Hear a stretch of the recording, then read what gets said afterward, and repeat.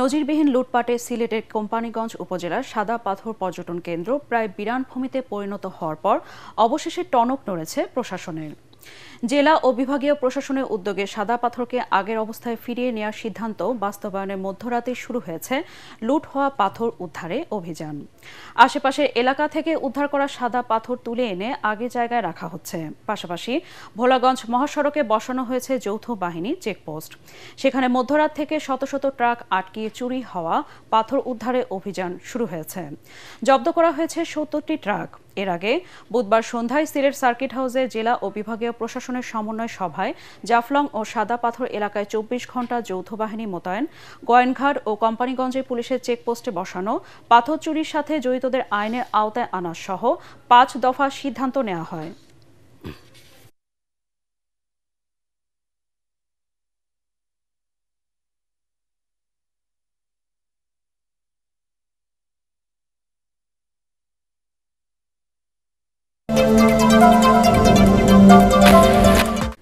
মালয়েশিয়ার কুয়ালালামপুর আন্তর্জাতিক বিমানবন্দরে ২২৯ বিদেশি নাগরিককে প্রবেশ করতে দেয়নি Malaysian border control and protection agency.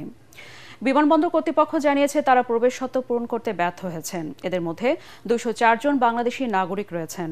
এছাড়াও ভারতের ১৪ জন, শ্রীলঙ্কার ৩, পাকিস্তানের ৩, ইন্দোনেশিয়ার ৩ এবং কম্বোডিয়ার ২ জন নাগরিক রয়েছেন। প্রবেশ করতে না দেওয়ার কারণ সম্পর্কে বিমানবন্দর কর্তৃপক্ষ জানিয়েছে ভুয়া হোটেল বুকিং, ফেরার বিমানের টিকিট না থাকা এবং পর্যাপ্ত আর্থিক সামর্থ্যের প্রমাণ উপস্থাপনে ব্যর্থতা। সংস্থাটি এক বিবৃতিতে জানায় এদের সবাই মালয়েশিয়ায় অবৈধভাবে থাকা এবং কাজ করার জন্য এসেছিল।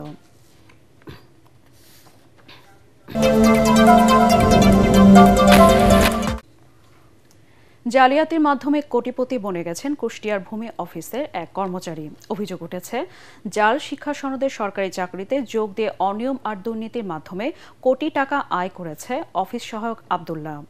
এ বিষয়ে তদন্ত করে ব্যবস্থা নেওয়ার আশ্বাস প্রশাসনের। কুষ্টিয়ার প্রতিনিধি তুহিন আহমেদের তথ্য ও চিত্রে আরও জানাচ্ছেন ফারহিন ইসলাম টুম্পা।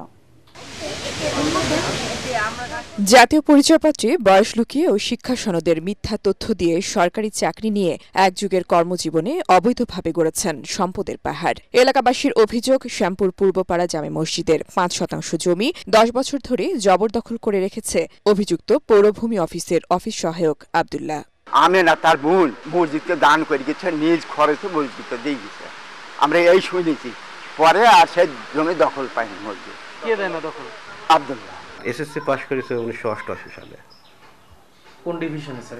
এটা আমার রেকর্ড অনুযায়ী যা পাইছি 3rd ডিভিশন। ব্যক্তি মানুষ হিসাবে সকলের কাছে ঘৃণার প্রাপ্ত।